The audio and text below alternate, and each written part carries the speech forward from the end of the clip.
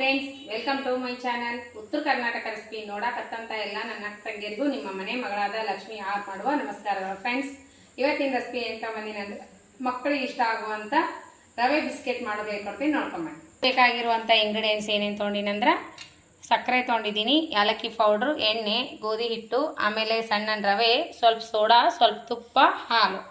ಈಗ ನೋಡ್ರಿ ಏನು ಮಾಡ್ತೀನಿ ಅಂದ್ರೆ ನಾವು ಎಷ್ಟು ಕ್ವಾಂಟಿಟಿ ಅದ ಅಷ್ಟು ನೋಡಿಬಿಟ್ಟು ತೊಗೊಂಡಿನಿ. ಈಗ ನಾನು 1-2 ಬಟ್ಲ ಚಿರೋಟೆ ರವೆ, ಜಾಸ್ತಿ ಆದ್ರೆ ಮಾಡ್ಕೋಬೋದು, ನಾನು ಅಷ್ಟೇ ಮಾಡ್ಕೋತಿದ್ದೀನಿ. 2 ಬಟ್ಲ ರವೆಗೆ 1 ಬಟ್ಲ, ಇದರಲ್ಲೇ 1 ಬಟ್ಲ ಸಕ್ಕರೆ ಹಾಕ್ತೀನಿ. ನೋಡಿರಿ, ಮೆಜರ್ಮೆಂಟ್ ಕರೆಕ್ಟಾಗಿ ತೊಗೊಳ್ಳಿ. ನೀವು ಸ್ವೀಟ್ ಜಾಸ್ತಿ ಬೇಕಾದರೆ ಜಾಸ್ತಿನೂ ತೊಗೋಬೋದು. 2 ಬಟ್ಲ ರವೆಗೆ 1 ಬಟ್ಲ ಸಕ್ಕರೆ ಹಾಕ್ತೀನಿ. ನೀವು ಜಾಸ್ತಿ ಆದರೂ ಸ್ವೀಟ್ ಜಾಸ್ತಿ ತಿಂತೀರಿ, ಜಾಸ್ತಿನೂ ಹಾಕೋಬೋದು. ಇಷ್ಟು ಸಕ್ಕರೆ ಹಾಕ್ತಿದ್ದೀನಿ. ಇವಾಗ ಇವೆರಡು ಮಿಕ್ಸ್ ಮಾಡ್ಕೊತೀನಿ.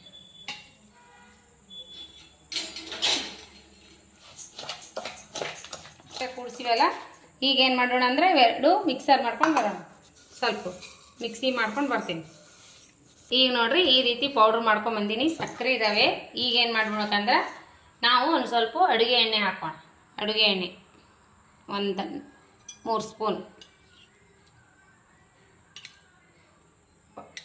ಒಳ್ಳೆಣ್ಣೆ ಇವಾಗ ಕಲಿಸ್ಕೋಣ. ಈಗ ನೋಡ್ರಿ, ಒಳ್ಳೆಣ್ಣೆ ಹಾಕಿ ಆ ರೀತಿ ಕಲಿಸ್ಕೊಂಡಿನಿ, ಈ ಉಂಡೆ ಆಗಾಗ. ಈಗೇನು ಮಾಡ್ಬೇಕಂದ್ರೆ ಸಕ್ಕರೆ ರವೆ ತೊಗೊಂಡು ಬಟ್ಲೇ 1 ಬಟ್ಲ ಹಾಲು ಹಾಕ್ಬೇಕು. ಕಾಶಿ ಆರಿಸಿರುವಂಥ ಹಾಲು, ಕಾಶಿ ಆರಿಸಿರುವಂಥ ಹಾಲು ಹಾಕಿ ಕಲಿಸ್ಕೋಣ. ಹೆಂಗೆ ಕಲಿಸ್ತೀನಿ ನೋಡ್ರಿ.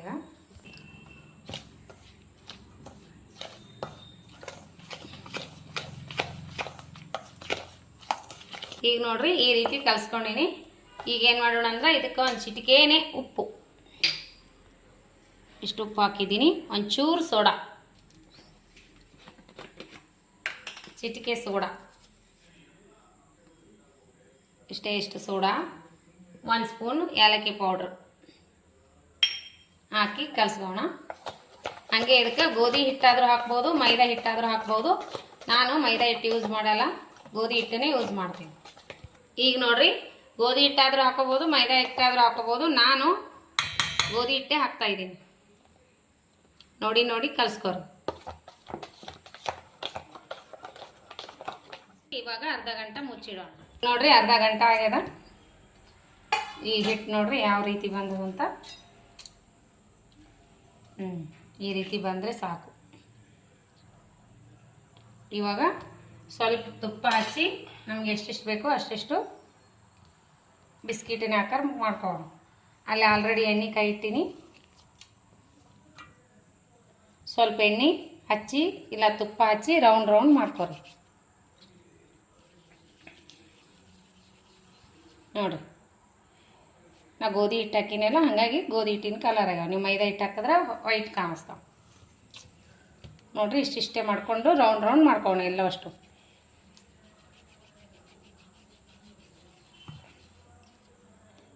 ಇಷ್ಟ ಮಾಡ್ಕೊಳ್ಳೋಣ ಎಲ್ಲವಷ್ಟು, ಒಂದೇ ಸೈಜ್ ಬರ್ತಾವೆ.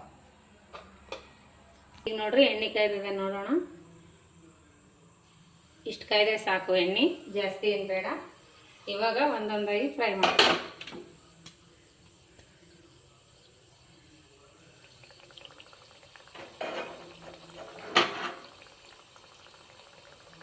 ಎಲ್ಲವಷ್ಟು ಹಾಕೋಣ.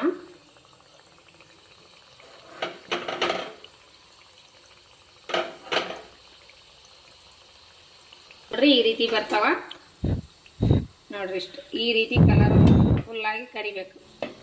ನೋಡ್ರಿ ಹೆಂಗೆ ಬಂದವು ಬಿಸ್ಕಿಟ್. ಮನೆಯಲ್ಲೇ ಮಾಡಿರುವ ಬಿಸ್ಕಿಟ್ ರೆಸಿಪಿ ಇಷ್ಟ ಆಗಿತ್ತು ಅಂದ್ರೆ ಲೈಕ್ ಮಾಡಿರಿ. ನೋಡ್ರಿ ಯಾವ ರೀತಿ ಬಂದಾವ ಅಂದ್ರೆ ಬಿಸ್ಕಿಟ್. ನೋಡ್ರಿ